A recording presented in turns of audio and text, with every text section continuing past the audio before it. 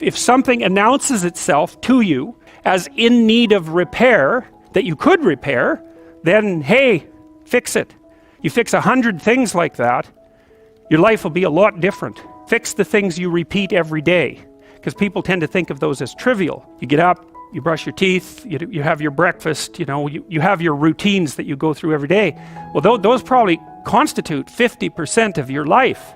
And people think, well, they're mundane, I don't need to pay attention to them. It's like, no, that's exactly wrong. The things you do every day, those are the most important things you do, hands down. Welcome to Jordan Peterson Insights. In today's video, we share Dr. Jordan Peterson's views on the importance of improving yourself, aiming at the right things, and fixing things that you come across on a daily basis. What could you do to improve yourself? Well, let's step one step backwards. The first question might be, why should you even bother improving yourself?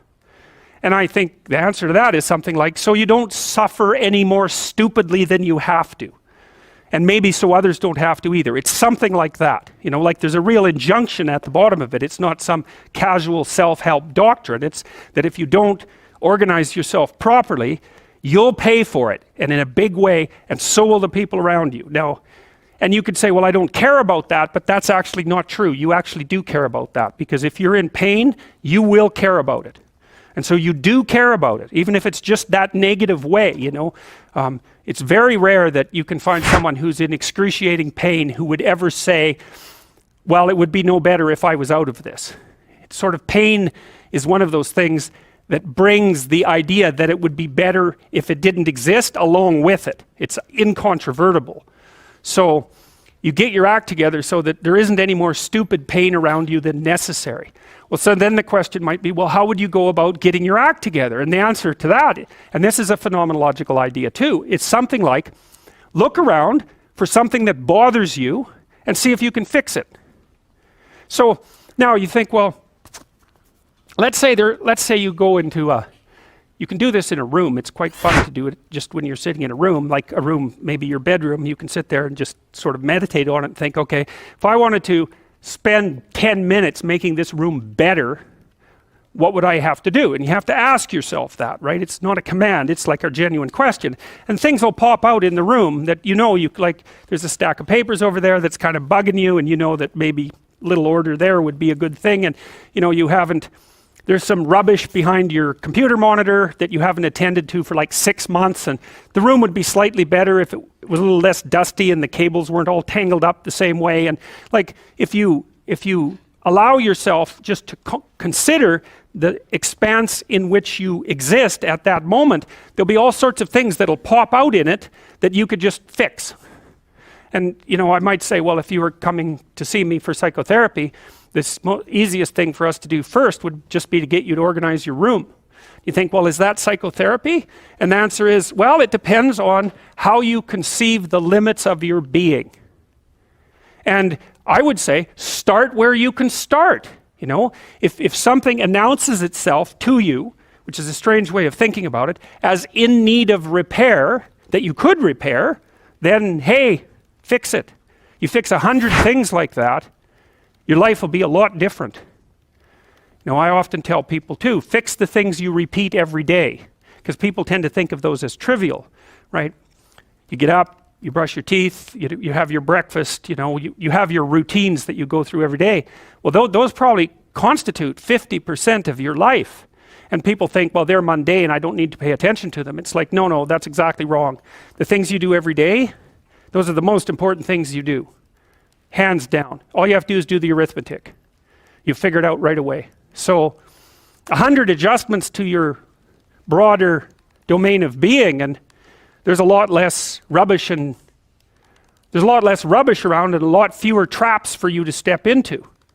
And so that's in keeping with Jung's idea about erasing once you've got your mind and your emotions together, and once you're acting that out, then you can extend what you're willing to consider yourself and start fixing up the things that are part of your broader extent. Now, sometimes you don't know how to do that. So you might say, imagine you're walking down Bloor Street and there's this guy who's like alcoholic and schizophrenic and has been on the streets for 10 years. He sort of stumbles towards you and, incoherently mutters something. That's a problem. And It would be good if you could fix it, but you haven't got a clue about how to fix that.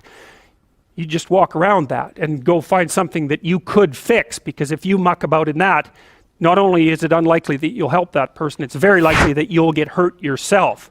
So, just because while you're experiencing things announce themselves as in need of repair doesn't mean that it's you right then and there that should repair them. You have to have some humility.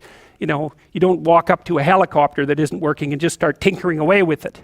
You have to stay within your domain of competence. But most of the time, if people look at their lives, it's a very interesting thing to do. I like the idea of the room, because you can do that at the drop of a hat. You go back to where you live and sit down and think, okay, I'm going to make this place better for half an hour. What should I do? And you have to ask, and things will just pop up like mad. And it's partly because your mind is a very strange thing. As soon as you give it a name, a genuine aim, it'll reconfigure the world in keeping with that aim. That's actually how you see to begin with. And so if you set it a task, especially, you have to be genuine about it, which is why you have to bring your thoughts and emotions together, and then you have to get them in your body so you're acting consistently. You have to be genuine about the aim, but once you aim, the world will reconfigure itself around that aim, which is very strange. And it's technically true. The best example of that, you have all seen this video where you watch the basketballs being tossed back and forth between members of the white team versus the black team, and while you're doing that, a gorilla walks up into the middle of the video and you don't see it. It's like, if you thought about that experiment for about 5 years, that would be about the right amount of time to spend thinking about it. Because what it shows you is that you see what you aim at. And that, man, if you can get one thing through your head as a consequence of even being in university, that would be a good one. You see what you aim at. And so because one inference you might draw from that is, be careful what you aim at, right? What you aim at determines the way the world manifests itself to you. And so if the world is manifesting itself in a very negative way, one thing to ask is, are you aiming at the right thing? Now, I'm not trying to reduce everybody's problems to an improper aim. People get cut off at the knees for all sorts of reasons. They get sick, they have accidents. There's a random element to being, that's for sure. And so you don't want to take anything, even that particular phrase, too far. You want to bind it with the fact that random things do happen to people, but it's still a great thing to ask. Thanks for watching this video.